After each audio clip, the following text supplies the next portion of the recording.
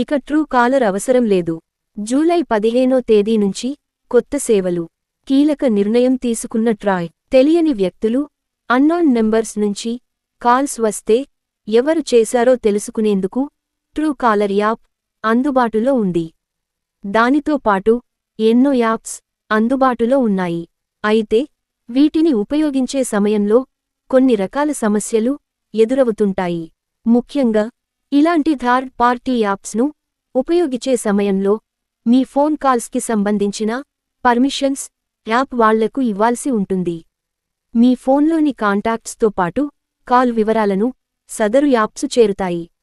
అయితే ఇలాంటి సమస్య లేకుండా, అసలు ఏ యాప్ అవసరం లేకుండానే ఇకపై అన్నోన్ నెంబర్స్ నుంచి వచ్చే కాల్ తెలుసుకోవచ్చు.